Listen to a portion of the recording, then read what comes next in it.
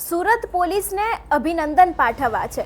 અભિનંદન એટલા માટે પાઠવવા છે કારણ કે હવે જઈને સુરત પોલીસને જેટલા પણ લોકો ગુનાહિત લોકો છે, હિસ્ટ્રી શીટર લોકો છે તે લોકો દેખાયા છે અને તેમાંનું સૌથી એક મુખ્ય નામ એટલે કે રાહુલ અપાર્ટમેન્ટનું જે અત્યાર સુધી ઓળખીતું નામ છે, જેને અત્યાર સુધી અનેક એવા ગુના કર્યા છે, અંતે એના ઘરે બુલડોઝર ફેરવવાની કામગીરી કરવામાં આવી છે। આટલું જ નહીં, ફક્ત એક નહીં પરંતુ સુરતમાંથી તો લગભગ 1000-2000 ગુનાઓ કરતા વ્યક્તિઓ સામે આવ્યા છે, પરંતુ એમાંથી કાર્યવાહી ફક્ત ને ફક્ત 20 થી 30 લોકોની સામે જ કરવામાં આવી છે।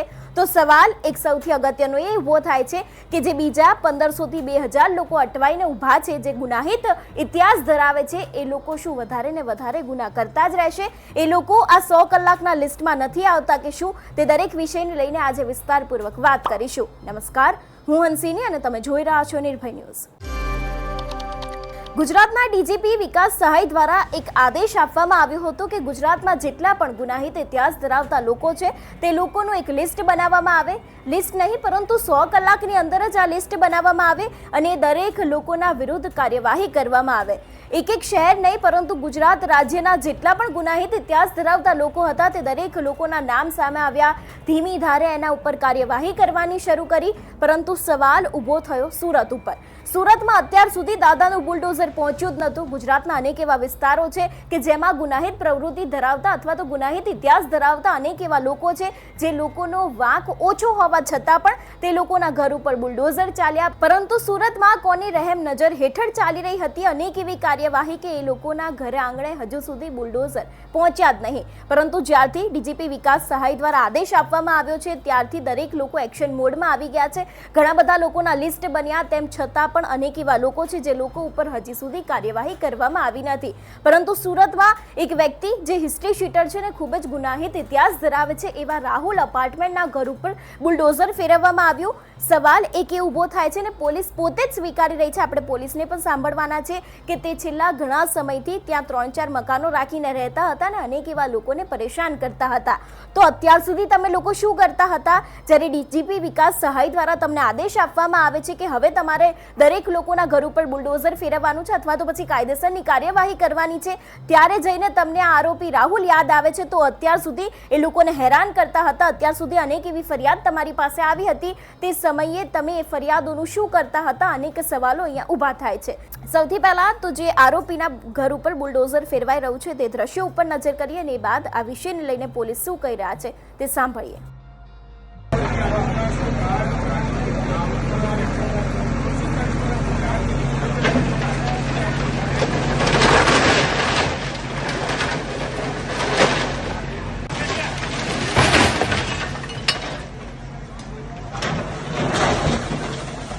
क्यों करूं?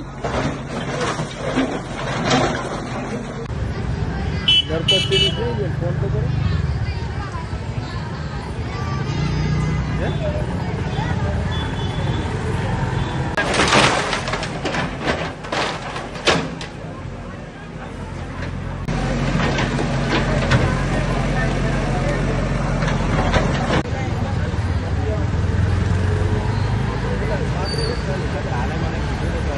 સુરત શહેરના ઉધના પોલીસ સ્ટેશન વિસ્તારમાં BRCમાં જે સરકારી આવાસ છે એમાં રાહુલ ભાઈદાસ પીંપળે કરીને એક વ્યક્તિ છે જે રાહુલ એપાર્ટમેન્ટ તરીકે ઓળખાય છે। આ રાહુલ એપાર્ટમેન્ટ અગાઉ મર્ડર, એટેમ્પ્ટ ટુ મર્ડર, ખંડણી, લૂંટ આ પ્રકારના ગંભીર ગુનાઓમાં સામેલ હતો। એ પોતાના કેટલાય મિત્રો સાથે મળીને આ પ્રકારની પ્રવૃત્તિ આચરતો હતો, જેને લઈને અગાઉ પણ તેના વિરુદ્ધ ગુજસીટોક જે ઓર્ગેનાઇઝ ક્રાઇમની આખી કાયદો છે ઓર્ગેનાઇઝ ક્રાઇમનો, એના હેઠળ એને રજીસ્ટર કરવામાં આવ્યો હતો। આ ઉપરાંત એના વિરુદ્ધ પાસાની પણ કાર્યવાહી કરી હતી।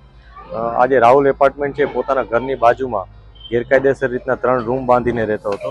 એ 3 રૂમમાં પોતાના મિત્રો સાથે બેસી રહેતો, લોકોને પરેશાન કરતો અને જે જગ્યા છે એ પણ સરકારી જગ્યા છે એના ઉપર એને દબાણ કરી દીધું હતું। આ પ્રકારની પ્રવૃત્તિઓને ડામવા માટે જ આ કાર્યવાહી કરવામાં આવી છે।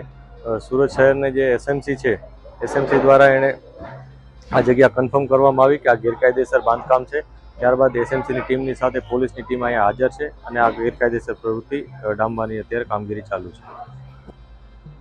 એટલું જ નહીં, સુરતમાંથી તો લગભગ 2000થી લઈને 1500 જેટલા વ્યક્તિઓ છે જે લોકો ગુનાહિત ઇતિહાસ ધરાવે છે અને આ દરેક લોકોના નામ બહાર આવ્યા છે અને આમાંથી ફક્ત કાર્યવાહી કરવામાં આવી છે 20 થી 25 જેટલા લોકો ઉપર. ચલો માની લઈએ કદાચ 50 લોકો ઉપર કાર્યવાહી કરવામાં આવી હશે, પરંતુ જે બાકી વધેલા ગુનાહિત ઇતિહાસ ધરાવતા લોકો છે એ લોકોનું શું ખરેખર એ લોકો ઉપર કાર્યવાહી કરવામાં આવશે કે કેમ, કે પછી 100 કલાકના લિસ્ટમાં આ દરેક બુટલેગરો હોય કે પછી અનેક એવા લોકો હોય એ લોકોના નામ આમાં આવતા નથી?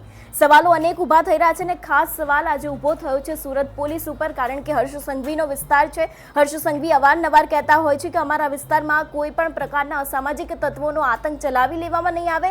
ફક્ત વિસ્તારમાં જ નહીં પરંતુ ગુજરાતમાં પણ ચલાવી લેવામાં નહીં આવે. પરંતુ જે પ્રમાણે 100 કલાકનું આ લિસ્ટ સામે આવ્યું છે એના ઉપરથી એવું લાગી રહ્યું છે કે ગુજરાત કદાચ હવે ધીરે ધીરે અસુરક્ષિત થતું હોય એવું પણ લાગી રહ્યું છે. તમારું શું માનવું છે આ વિષયને લઈને અમને કમેન્ટ કરીને ચોક્કસથી જણાવજો. તેની સાથે જ અમારી ચેનલ નિર્ભય ન્યૂઝને લાઇક, શેર અને સબસ્ક્રાઇબ કરવાનું ભૂલશો નહીં. નમસ્કાર.